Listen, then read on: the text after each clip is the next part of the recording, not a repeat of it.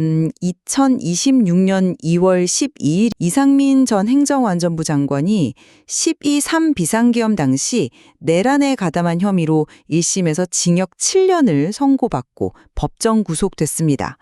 이 판결이 나오자마자 온라인, 오프라인 할 것 없이 형량이 적절한가를 두고 정말 큰 논쟁이 벌어졌습니다. 오늘 저희가 깊이 파고들 질문은 바로 이겁니다. 징역 7년? 과연 이 형량은 적절한가? 헌정 질서를 파괴하려 한 중대 범죄임을 감안하면 너무 가볍다는 시각과 또 과거 군사 반란 사례와 비교하면 오히려 무겁다는 시각이 아주 팽팽하게 맞서고 있죠. 저는 주무장관으로서 내란에 가담한 행위의 심각성을 볼 때 이 7년이라는 형량은 결코 무겁지 않다, 오히려 부족하다라는 입장에서 말씀드리겠습니다. 네, 저는 그와는 좀 반대로 실제 실행되지 않은 지시였다는 점, 그리고 무엇보다 과거 12.12 군사반란을 주도했던 신군부 핵심 인사들의 형량과 비교했을 때 7년형은 과도한 측면이 있다는 관점에서 이야기해 보겠습니다. 좋습니다. 그럼 제 입장을 먼저 좀 분명히 말씀드리죠. 결론부터 말하자면 징역 7년은 헌법을 수호해야 할 주무장관이 저지른 죄의 무게에 비해 터무니없이 가벼운 처벌이라고 봅니다. 가장 먼저 특검이 구형한 형량과의 차이를 봐야 합니다. 특검은 이 사건의 중대성을 평가해서 징역 15년을 구형했거든요. 그러니까 법률 전문가 집단이 판단한 죄의 무게가 그 정도라는 거죠. 그런데 1심 선고는 그 절반에도 미치지 못합니다. 이걸 보면서 사법부가 과연 이 죄의 무게를 제대로 인식하고 있는 건가 하는 그런 근본적인 의문이 들 수밖에 없습니다. 더 중요한 건 범죄의 성격입니다. 법원 스스로도 1, 2, 3 비상계엄을 명백한 내란 행위로 관련자들을 내란 집단으로 규정했습니다. 이 전 장관이 소방청장에게 내린 언론사 단전 단수 협조 지시는요, 내란을 성공시키기 위해 국민의 눈과 귀를 막으려는 핵심적인 임무였습니다. 비록 실행되진 않았지만 국가의 신경망을 마비시키려 한 그 시도 자체의 위법성은 더없이 중대합니다. 그리고 마지막으로 그는 헌법재판소 탄핵 심판 과정에서 지시를 받은 적도 내린 적도 없다고 위증까지 했습니다. 이건 진실을 똔뻔하게 은폐하고 사법 절차를 기만하려 한 겁니다. 반성의 기미가 전혀 없다면 명백한 증거죠. 이 모든 걸 고려하면 7년은 너무 관대한 판결입니다. 그런데 저는 그 관점에는 선뜻 동의하기가 좀 힘드네요. 징역 7년이라는 형량은 과거의 가장 중요한 판례, 그러니까 1997년 대법원에서 확정된 전두환 신군부 사건과 비교해볼 때 균형을 잃었다고 봅니다. 당시 광주 민주화 운동을 무력으로 진압하는 데 깊이 개입했던 정호용 특전사령관이 7년을 받았습니다. 한번 생각해 보십시오. 탱크와 공수부대를 직접 지휘해서 시민들을 향해 총부리를 겨눈 군 지휘관과 실행되지도 않은 행정지시를 내린 장관의 죄질을 법원이 같다고 본 셈입니다. 이게 과연 법적인 형평성에 부합하는지 근본적인 의문이 듭니다. 심지어 국회 봉쇄를 주도했던 허삼수 보안사 인사처장은 징역 6년을 받았고요. 이전 장관의 행위가 그보다 무겁다고 단정할 수 있을까요? 또 하나, 법원 스스로 판결문에서 단전 단수가 실제 이루어지지 않은 점을 인정했습니다. 재판부는 그가 내란 모의에 처음부터 참여하지는 않았다는 점, 그리고 계획에 부분적으로 가담했다는 점을 형량을 정하는 데 참작했다고 밝혔거든요. 그렇다면 이런 참작 사유들이 형량에 더 크게 반영되었어야죠.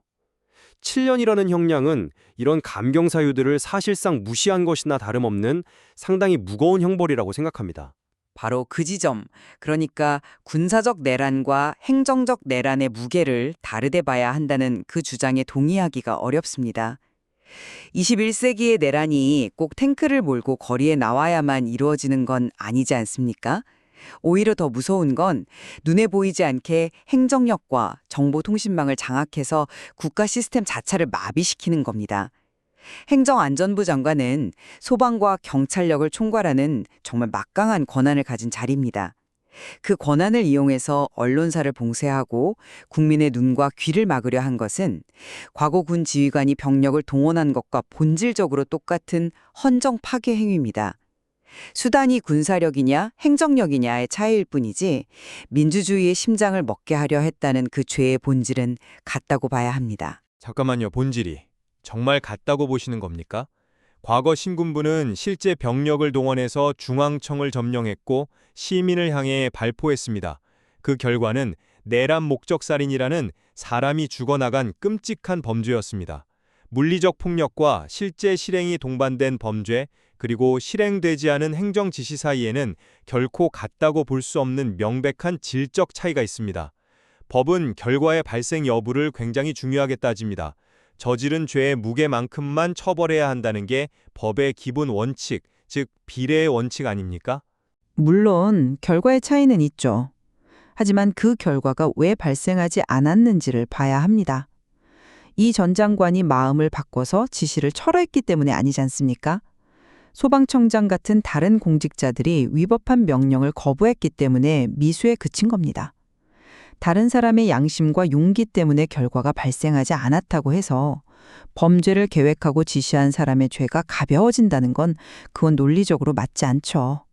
오히려 내란이라는 범죄의 특성상 그 계획과 실행 지시 자체만으로도 완성된 범죄로 봐야 한다고 생각합니다. 그렇다면 그 지시가 미수에 그쳤다는 사실은 양형에 전혀 고려할 필요가 없다는 말씀이신가요?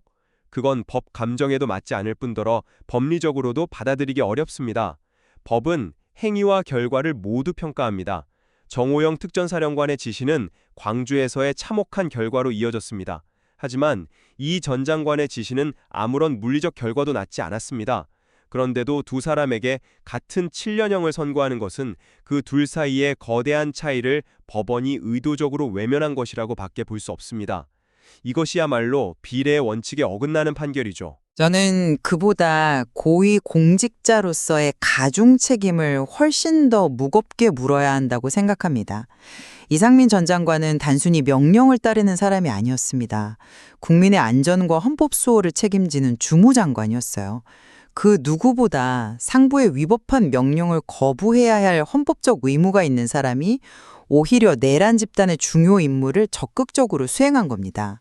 이건 단순 가담이 아니라 내란의 성공에 필수적인 핵심 역할을 한 거죠. 그의 지위와 역할에 갖는 파괴력은 다른 사람들과 비교할 수 없을 만큼 큽니다. 하지만 법원조차도 그가 내란 모의에 처음부터 참여하지는 않았다고 명시적으로 밝혔습니다. 그 점을 너무 가볍게 보시면 안 됩니다. 이 말은 즉 그가 내란의 수괴나 핵심 설계자가 아니라 이미 짜인 판에 뒤늦게 가담한 인물이라는 점을 사법부가 인정한 거거든요. 그렇다면 그의 형량은 12.12 군사반란의 핵심 브레인이었던 이학봉 보안사 대공처장이나 허화평 비서실장보다는 낮게 책정되는 것이 상식적입니다. 그들은 모두 징역 8년을 선고받았습니다. 그런데 이 전 장관은 그들과 비슷한 수준인 7년이라는 중용을 받았습니다. 이건 그의 역할의 한계를 충분히 고려하지 않은 결과라고 봅니다. 뒤늦게 가담했다는 사실이 어떻게 면죄부가 될 수 있습니까? 오히려 더 비판받아야 할 지점이죠. 상황을 충분히 인지할 수 있었음에도 불구하고 위법한 내란 행위에 자신의 그 막강한 권한을 보태주기로 결심한 것 아닙니까? 민주주의라는 건물이 무너지고 있는데 그걸 설계했든 나중에 망치를 들고 와서 벽을 부셨든 그 건물을 파괴했다는 책임의 무게는 다르지 않습니다. 특히 행안부 장관의 역할은 결코 부수적이거나 주변적이지 않았습니다. 경찰과 소방력을 동원해서 언론사를 무력화하는 역할 없이 내란이 성공할 수 있었을까요? 저는 그가 이 내란 계획의 성공을 위한 린치핀, 즉 핵심 축이었다고 봅니다. 린치핀이요. 그 표현은 좀 과하다고 생각합니다. 지시가 실패로 돌아간 핵심 인물을 린치핀이라고 부를 수는 없죠. 법은 그런 상징적인 평가가 아니라 실제 행위와 역할을 기준으로 판단해야 합니다. 법적으로 내란죄에는 수괴, 중요 임무 종사자, 부하 수행, 단순 관여 등 역할에 따라 형량이 명확히 구분되어 있습니다. 그가 수괴가 아니라는 점이 명백하다면 형량 역시 그에 맞춰 조정되는 것이 타당합니다. 신군부의 질자 설계자들과 비슷한 형량을 받은 것은 글쎄요, 법원이 그의 역할을 객관적으로 평가하기보다 어떤 상징적인 처벌에 무게를 둔 것은 아닌가 하는 의심을 갖게 합니다. 저는 그 판결이 갖는 사회적 메시지에 더 주목해야 한다고 봅니다. 이 판결은 단순히 한 개인에 대한 처벌을 넘어서 대한민국 모든 공직사회에 보내는 아주 강력한 경고입니다. 상부에 위법한 명령, 특히 헌정 질서를 파괴하는 명령에 협조하는 행위는 지위 고하를 막론하고 반드시 엄중한 처벌을 받는다는 이 대원칙을 사법부가 다시 한번 확인시켜 준 겁니다. 만약에 여기서 형량이 더 낮아졌다고 한번 생각해 보십시오. 앞으로 비슷한 위기 상황이 닥쳤을 때 공직자들이 위법한 지시를 거부할 명분과 동력이 크게 약화될 수 있습니다. 그런 의미에서 7년은 이러한 중요한 선례를 남기기 위한 최소한의 형량이라고 생각합니다. 글쎄요, 그 메시지를 위해서 법의 형평성이라는 더 큰 원칙을 희생해도 된다고 보시는 겁니까? 그게 바로 사법이 정치적으로 흐를 수 있는 위험한 지점이라고 생각합니다. 사법적 처벌은 메시지를 위해 존재하는 게 아니라 죄의 경중에 따라 비례해야 합니다. 과거 총칼을 들고 헌정을 유린했던 군인들과 행정 지시를 내린 장관을 같은 등급으로 처벌하는 것은 법리적 균형보다는 정치적 상징성에 치우친 판결이라는 비판을 피하기 어렵습니다. 이런 식의 판결은 오히려 향후 다른 사건에서 양형 기준의 혼란만 초래할 수 있는 위험한 선례가 될 수 있습니다. 그것은 정치적 메시지가 아니라 헌법적 메시지입니다. 법원의 가장 중요한 역할 중 하나는 단순히 과거의 범죄를 처벌하는 것을 넘어서 미래의 헌법 질서를 수호하는 것입니다. 내란죄처럼 국가의 존립 자체를 위협하는 범죄에 대해서는 일벌백계를 통한 장래 범죄 예방, 즉 일반 예방적 효과가 다른 어떤 범죄보다 중요하게 고려되어야 합니다. 이것은 사법의 정치화가 아니라 사법 본연의 적극적인 역할 수행이라고 봐야 합니다. 물론 예방 효과도 중요합니다. 하지만 법적으로 납득하기 어려운 비교를 통해 만들어진 판결이 과연 진정한 예방 효과를 가질 수 있을까요? 오히려 상황에 따라 고무줄 잣대가 적용된다는 인식을 심어주어서 사법 시스템에 대한 불신만 키울 수 있습니다. 진정한 예방은 감정이나 상징이 아니라 누가 봐도 공정하고 일관된 법 적용을 통해 이루어지는 거죠. 그런 면에서 이번 판결은 아쉬움이 많이 남습니다. 제 입장을 정리하겠습니다. 이상민 전 장관의 행위는 민주주의의 근간인 언론의 자유를 억압하고 내란을 돕기 위한 중대한 헌법학의 dom죄였습니다. 따라서 징역 7년은 그의 장관이라는 지위, 내란 계획에서의 핵심적 역할, 그리고 반성 없는 태도를 고려할 때 결코 과하지 않습니다. 오히려 헌정 질서 수호의 엄중함을 모든 공직자에게 보여주기에는 부족한 면이 있다고 생각합니다. 저는 그의 행위가 변명의 여지가 없는 중죄라는 점은 분명히 인정합니다.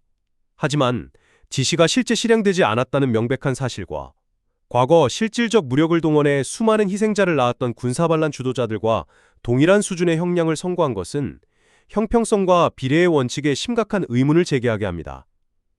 법원이 스스로 인정한 여러 감경 사유들이 과연 이 7년이라는 형량에 충분히 반영되었는지 항소심에서 반드시 다시 따져보아야 할 문제입니다. 네. 특검과 이 전 장관 측 모두 항소를 예고한 만큼 오늘 우리가 나눈 이 논쟁은 앞으로 항소심 재판에서 더욱 치열하게 다투어질 것입니다. 특히 일주일 뒤로 예정된 윤석열 전 대통령의 1심 선고 결과가 이 사건의 향후 전개에도 중요한 변수가 될 수 있겠죠. 내란이라는 헌정 파괴 범죄에 대해 우리 사법부가 과연 어떤 무게의 책임을 물을 것인지 그 과정을 계속해서 지켜봐야 할 것입니다.